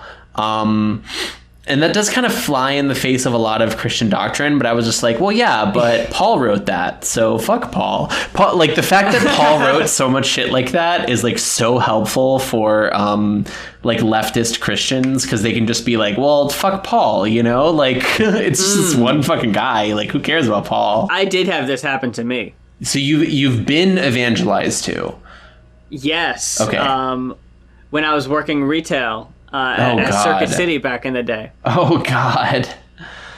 I worked in the boombox system section. I sold music, video games, home phones, MP3 players, you name it. And one day, this guy comes in and says he wants to buy a boombox for his church. And I was like, okay, I'll bring you back there. I'll show you, what we have. Show you the differences, tell you what we have. And eventually he just goes, he asks me if I'm Christian. And I was like, no, sir, I'm not. And he just goes, we can change that right here. Oh my God. In the Circuit City? Yeah, in this holy house. So I being who I was, and honestly, I'm probably still like this. I just went, all right, let's go for it. Girl. Because, look, I was so bored. And I'm spending time with a customer, so it looks good to my employers that it just looks like I'm talking to a customer. Yeah. So I can, pass off my other opportunities for a while. Or my other responsibilities for a while. So I'm talking to this guy, and he puts his hand on my shoulder, and he has me repeat this thing after him. And at the end of it, he just goes, well, there you go. You're saved. Wow. And it was just like, I went, oh, really? Oh, cool. Thanks. I appreciate it. Oh my God. I figured that would be it. This motherfucker, girl. He hounds you after that. No, worse. Oh? he was asking for something else, so I was like, oh, let me bring you over to the car stereo equipment, because I think he was asking about that too. Okay. So I walked him over to that section where that was, and there was the employees there who sold the car stereos. This fucking guy says to them, "This young man, Oh my god. he has just been saved." And they all looked at me like, "Oh, really?" And they all know you're just like a little like degenerate like egg whore, I'm sure. And they're just like, "Oh yeah, she's saved, huh? Yeah." Look, I'm sure. They didn't know the half of it, but they knew enough that was bullshit. Yeah. So after he left, I had to fucking tell them the whole story, but they were like, "What the hell was that? Yeah, what was that about?" I've worked retail, and I've definitely had my fair share of boring conversations, but like that takes the cake. It really does. Like, I still holy remember shit. it. After all these years later, I'll never forget that. It was so fucking funny to me. But back to Tommy God. here. Hedwig gives Tommy the stage name of Tommy Gnosis after they talk for a bit and they play music together. Yeah, because so Tommy talks about religion, and I actually, because there's been a lot of religious imagery in the film, he mentions specifically, he talks about the Garden of Eden, right? And what does he say about it again? Because he was saying that it was that like it doesn't make sense that Eve was created from taking a rib from Adam, like that didn't make sense, and they tempted them with the apple, and she took a bit and they were punished for it, but Eve just wanted to know shit. Tommy's analysis saying that like God is so micromanaging is such a great line too. Yeah. This kid who is just kind of figuring out his take on religion. He's frustrated with his family. He's frustrated with his church. And he sees something beautiful and new in Hedwig. They make a connection very quickly to the point where they start playing together.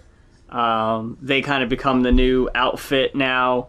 They're doing all these shows together. And much like with Yitzhak, Hedwig becomes very possessive over Tommy, and they kind of start seeing each other in a way that now Tommy, I guess, is kind of occasionally living with Hedwig, because one day he like runs over after getting in an argument with his parents and he's crying, and he runs into Hedwig's mobile home, and they have a chat for a while and they talk, and eventually they just start kissing. Yeah. And it's clear that there's like golden like glasses on this section of the film. It's like their relationship is really good. Like Hedwig mentioned something about the songs they wrote together just like flourished. You know what I mean? Yeah. They were very productive with their creative endeavors, and they have this deep connection. And it all starts with that line. Eve just wanted to know shit. And then it's like, and that's when Hedwig is like, gives Tommy the new name. He goes from Tommy Speck to Tommy Gnosis. And Gnosis means knowledge, right? Right. Mm-hmm. Okay. Now, 1 second. So you remember the whole thing with Luther, right? Yes. Who is Hedwig in that story? Hedwig is Eve. Is Eve, right? Yep. And didn't Hedwig just want to know shit? Yeah. Yeah. Well, goddamn. But knowledge is power, right? Mm-hmm.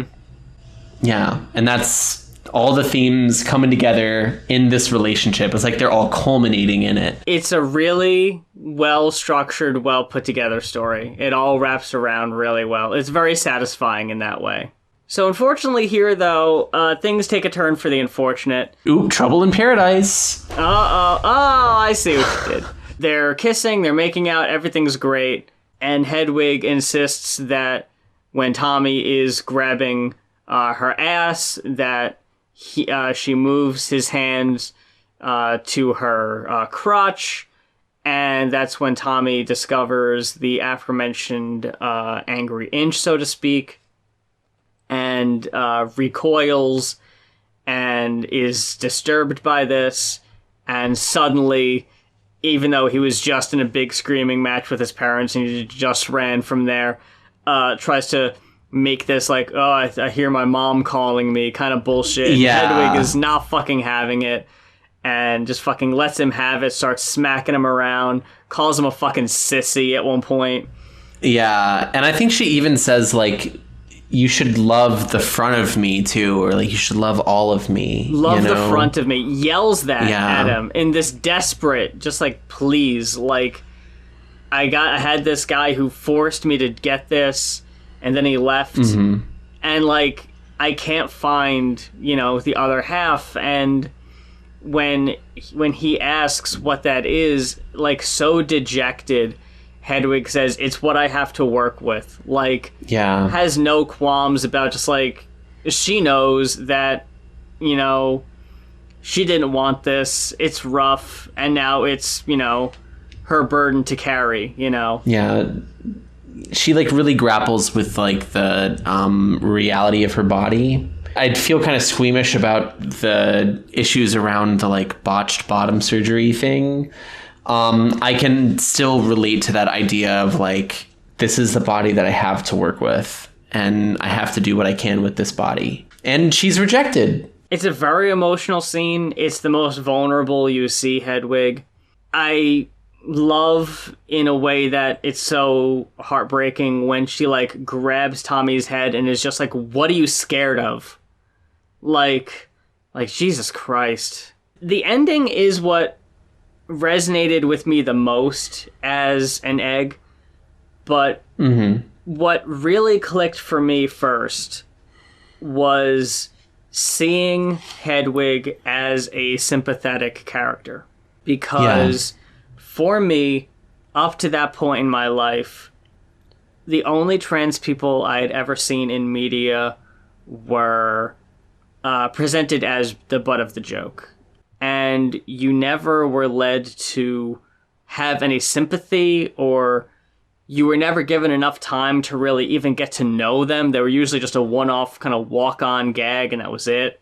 So to actually see a movie where a trans person was not only the main character, but had multiple scenes where you were really left with them in their grief, and you could feel what they were feeling. Yeah, and, like, Hedwig is very human. Like, she's imperfect, as we've mentioned, but, like, she's also extremely sympathetic, and, like, you really feel for her. And yeah, I totally agree. Like, she's not the butt of a joke. I mean, not really. I mean, there are some jokes, but, they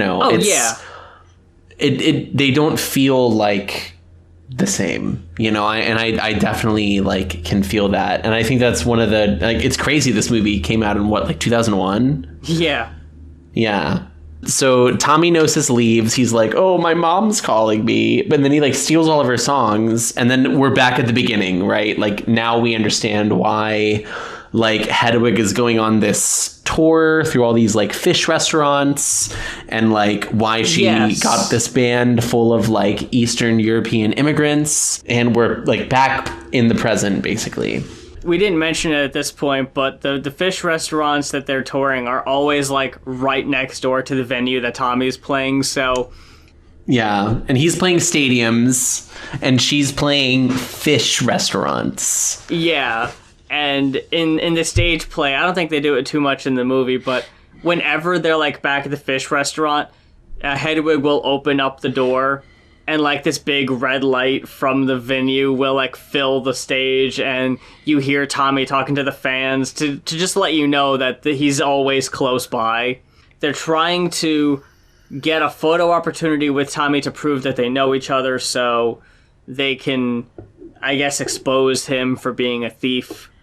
And that's the whole goal here. That's why they have the manager, played by Andrea Martin, who's great, who does a great job with the limited screen time she has. We're back at this hotel room now, where Yitzhak comes in wearing a wig, saying that he's got the role in Rent, and that he no longer needs Hedwig, and that he's going off on his own. He's taking the power now. He's taking the power, and that he wants a divorce. This is the first time in the movie they acknowledge that they're married, which is weird at the hour, 7-minute mark. But here we are. Hedwig is hurt by Yitzhak leaving. Yitzhak tries to make a plea to Hedwig when Hedwig pulls out Yitzhak's passport that was mentioned earlier in the movie. Yeah, because she has power over him. Yeah. Through the passport. Yeah. And there's a moment where Yitzhak is trying to plead to Hedwig, and you see for a moment that Hedwig feels really bad and is about to give in. But at that last second, Yitzhak pushes his luck, tries to grab the passport from Hedwig. Hedwig flips out and rips it up. And that's when the manager says, you don't need us anymore. And everyone leaves, and Hedwig is now alone. 3 weeks later, Hedwig is on the street, like, doing, like, survival sex work, basically. I love this scene because she leans up against a wall, and the wall says, don't put trash against this, or something like that, you know? Do not place garbage against this wall at any time. And you see across the street, there is another, presumably trans woman, and they're waiting for a car to come by. One car comes by, and the whole joke is that he looks between them and keeps driving. I guess the joke, by the way, also that the person comes by is like a Hasidic Jew, so we're going to make more Jewish jokes. Yeah, that was weird, I will say. The very South Parkian joke. But anyway. Very South Parky. But yeah, then a big stretch limo comes. Then the big stretch limo comes by, and it is... Ooh, who is it? It's Tommy, right after a show. Oh, he's fucking chaser trash. And he's got the Gnosis license plate, too. Oh my god. He's got the whole 9. So, Hedwig sits in the limo, and the first thing Tommy does before they're even, like, able to really talk to each other, because, you know, the tension, you could fucking cut it with a knife. Yeah, this is the first time they're seeing each other, and it was, like, a big plot point that he was avoiding her, and he wouldn't even acknowledge her, and obviously ripped off a lot of music that she wrote, or co-wrote with him, you know? It's this big culminating moment. And you could tell he feels bad, and that's when he reaches for a CD, and it's a CD single of The Origin of Love, and on the back it says, written by Tommy Gnosis, and Tommy writes, and Hedwig Robinson, and gives Hedwig the CD. And they just kind of sit there for a second, they look at each other, and then it snap cuts to... Now the limo driver is just gone, I guess. Yeah. Now Hedwig is just driving the car. They're driving. They're vibing. Oh my god. They're vibing super the tension hard.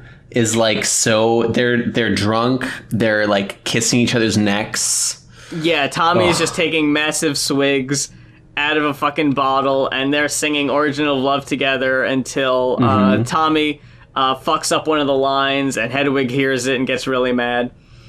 And they have this moment of, like, Hedwig is just like, there was only one version of the song and you fucked it up. Yeah. And Tommy feels very bad about this. And that's when he leans over and starts kissing her neck as she's driving. And she tries to ignore it at first, but then ends up making out with Tommy. And that's when they fucking get into an accident. They fucking hit a truck. Yeah, they hit a truck. And then suddenly, the secret's out.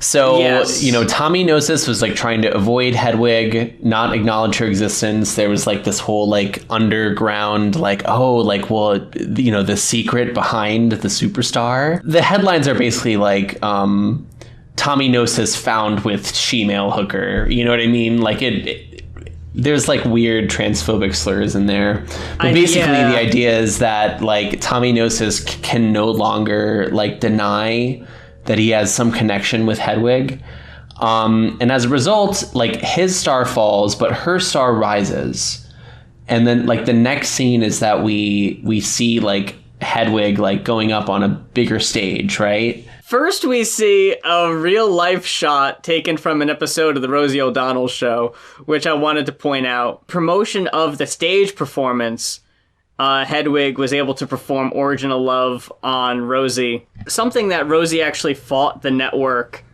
for. The network did not want to let this performance happen. There was still a big stigma against drag performances. That's so interesting. Yeah, in the late 90s, it was a very different time, more so than I even thought.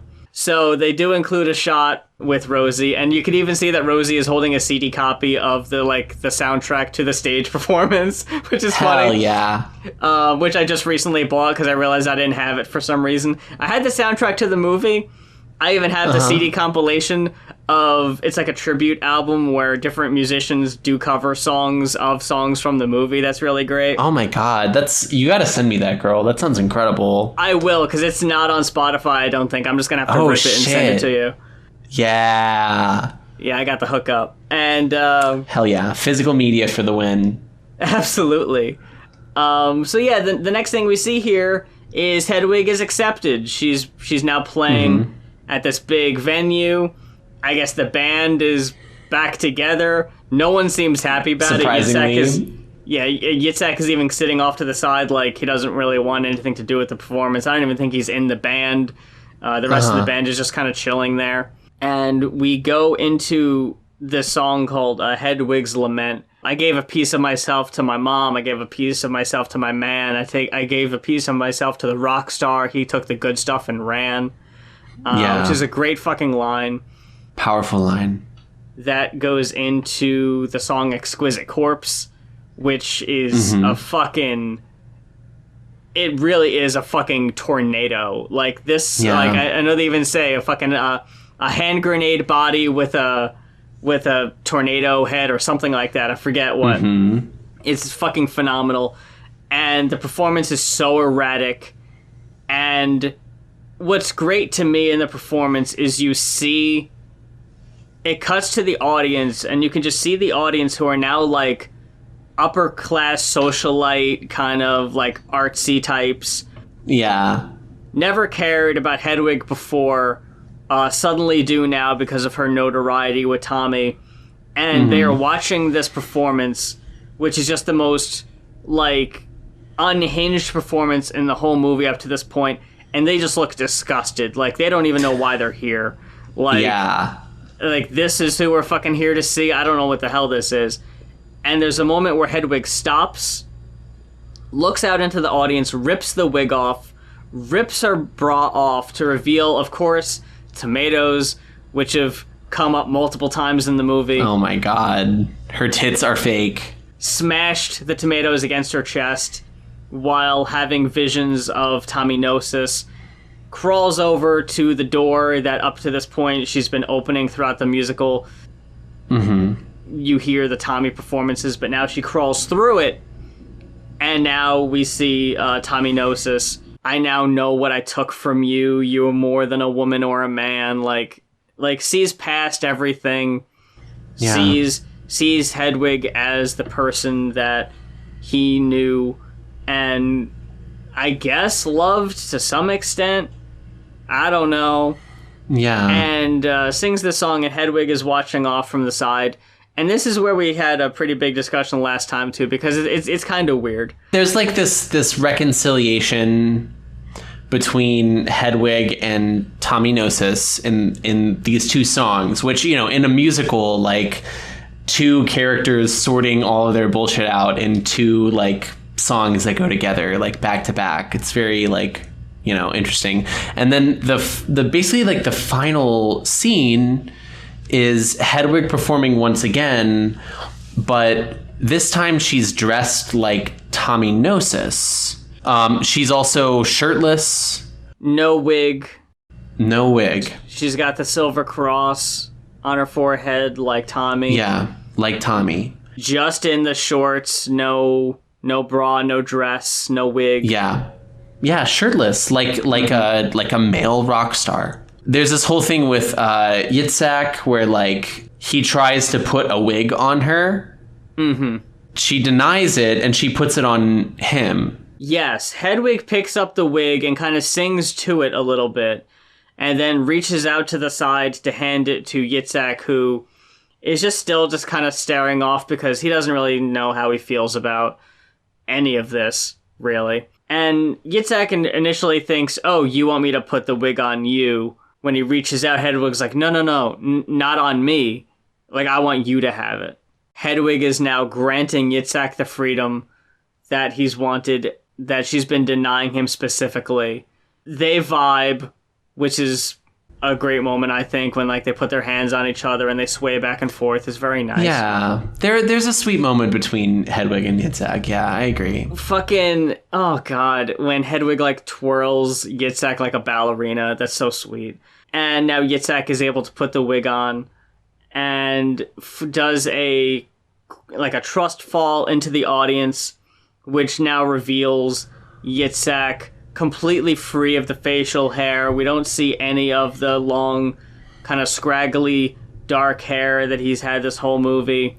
Yes, and here's the thing, right? So if you remember from the beginning of the podcast, many tangents ago, Yitzhak is played by a woman, a cis woman, yes. in drag.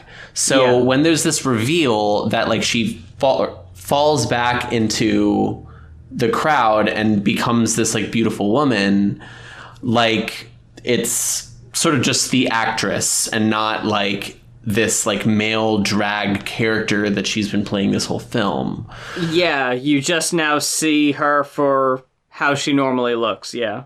The final images of this film is that we finish up with this like final song from Hedwig that she's performing as Tommy Gnosis. Yes, the song Midnight Radio, yeah.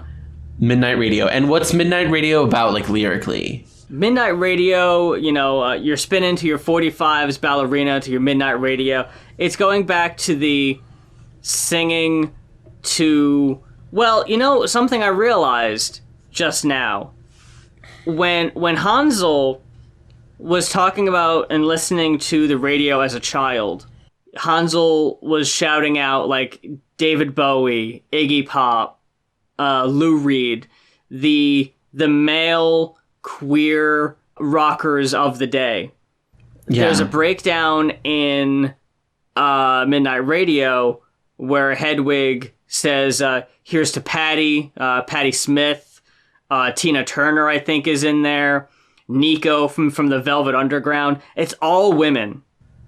Interesting. Okay. That actually like makes it better for me. That's cool. I just now kind of made that connection that it totally swaps. That's so interesting. Okay, that's really cool. And especially when Hedwig at the end goes, here's to Nico and me. Like, includes herself in the list of the women rockers. Like, yeah. That's a really sweet moment that always kind of gets me. What's confusing from here, though, when Hedwig leaves... The animation also shows that the two faces separated are now one. Yeah, it's like a tattoo on her like hip, right? It was the two pieces from The Origin of Love that are now one. Hedwig has now found her other half, and that it is in fact not another person, but she finds herself. Yeah, I guess. Or themself, rather, because it's themself. Like, yeah, because so that was like kind of the beef I have about like this and the previous scene, which is that like at the end of Hedwig's story, like they give up on femininity altogether, and they become sort of like this like androgynous, like literally like a naked person who just walks down the street into the night. That's the final shot of the film, is that Hedwig is naked and they just walk into the darkness ahead and they're content. And I guess that's the thing is like, you know, for like a trans story, like a trans feminine story, I want it to be that like the femininity and embracing that specifically is like the powerful thing. Now that's why like when you were telling me about that line, I was like, okay, I like that a lot. That's really cool. that kind of fixes part of it for me, but still like this fundamental idea that like Hedwig was an incomplete half and needed to become androgynous to complete her journey, you know what I mean? It doesn't connect with me directly. Now that I've had a little more time to think about it since our last recording, I still think it's really beautiful. It hit me at a weird time, I think, when I initially saw the film. When you said specifically a minute ago, as a trans feminine story, it didn't click. Maybe it's not a trans feminine story. It's not, yeah. The transition was never Hedwig's idea. Hedwig never really wanted to go through with this. Everything was forced onto Hedwig. So to kind of realize at the end could also be interpreted as Hedwig giving up all power by being completely vulnerable, by being naked, walking down the street, just like, I give it all up. Yeah. Yeah, it's kind of like a return to the innocence of the Garden of Eden, which was like sunning themselves in Berlin, right? From earlier. Mm-hmm. They were also naked then. Last time I read this quote from John Cameron Mitchell. This is from an interview that was like not too long ago, where Mitchell said, "I never thought of Hedwig as trans because of the coercion. Hansel the boy was quite comfortable being the feminine gay boy that he was. He was in a way forced into a kind of mutilation. There was no choice. There was no agency. It was the patriarchy saying, you've got to do this to be married, to get out, to be free." So to me, it's more of a statement about the binarchy. He then said, "Many trans, non-binary, queer, straight people have said it felt activating for them at a certain age. I never, from people I've actually met, had any negative reaction because it's a freeing thing." That said, I do think that it kind of rubs me the wrong way to like use like a trans feminine character in the particular way that this movie used her. But it is still very beautiful and activating, certainly. I think that's a good word for it.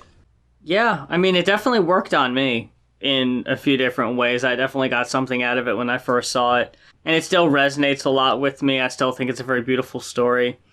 Even if, you know, the end is a little convoluted or doesn't exactly make perfect sense to us. Maybe it made a lot more sense to John Cameron Mitchell, who might have been going through, you know, a gender journey that we were unaware of at the time. Maybe it, you know, was more of a personal statement that we weren't meant to get. Like maybe he was like, I tried being trans and decided that I'm actually non-binary. And that's very powerful. Yeah. It's because it's still a journey of self-discovery, and it goes, you know, through these, you know, winding turns. And then, yeah, that is really beautiful. And also, as you said before, it planted a seed for you, which is really cool. Yeah, it really came at the right time. Because up to that point, I was surrounded by, you know, some very bad stuff. I was surrounding myself with some very toxic entertainment that did not help with me and my identity, did only further closet me and added more time to when I would ultimately decide to, you know, be fucking real with myself and realize, you know, who I really am, you know? Fuck yeah. I'm pretty nitpicking here, you know what I mean? Where it's like, the songs are incredible. The story overall is really beautiful, and I like all of these like mythic references and like all the references to like the Garden of Eden and things like that. Like the idea of like, you know, knowledge being power and also corrupting, but also beautiful and freeing at the same time. All of those ideas are very resonant to me. And I don't want people to walk away being like, oh, Siobhan hates this film. I don't. But folks, thank you so much for spending your time with us. Listening to and you know what? The name of the fucking show is Transmedia Analysis. You know, that's what we're here to do. Moth, the name of the show is Shade Just Like Me for Real, actually. I don't know if you knew that. But it is a little too late to fuck with the branding, you're right. My mistake. I'm just fucking with you. Well, you're how many beers in at this point? 3. Yeah, definitely. Yeah, I'm having a good night. I'm really glad you're enjoying yourself and having fun, and I'm glad that I could be part of it, you know, and help out. Absolutely, yeah, 100%. Oh, and all of you lovely listeners as well. You know, thank you for being a part of my little tipsy evening tonight. and I hope that we could be part of y'all's evening and make your day brighter by checking out our show and spending time with us. We love doing this show. It's a great excuse for us to just hang out and talk shit and catch up. Hell yeah. And talk about something that's really important to us. If there's something that's really important to you, say what I did, like an album, Oh my God. or a movie, or a book, or a comic book, we have some of those. Either are by a trans creator or deal with the transgender experience and mean a lot to you. Something that might have helped you in your journey, something that really spoke to you, or, maybe something that's not so great, and you just want to hear us talk about it. It's not all going to be amazing. You know what I would love? I would absolutely love an album about being trans that isn't miserable. Yeah, I agree. Because that is all I'm running into. I even added another one to our topic list, and I'm almost thinking about deleting it because it's just a bummer. It's not happy. It's so sad, and it's like, come on. I understand. I write some. I wrote some things at one point that deal with the sadder times of my whole thing, and it's like, I understand that people use it as an outlet and that it helps them, but I would just love for once an album that is nothing but trans joy, but I just haven't found it yet. Ooh, girl, I'm gonna look for that specifically, and also if you know it, at us on Twitter. Please, link in the description. Yep, at ethernethottie, at your girl Moth. We are out there. We will listen to your suggestions, and maybe we'll talk about it on a future episode. But until then, thank you so much for spending your time with us. This has been She, They, Just Like Me for Real, and we will see y'all on the next episode. Later.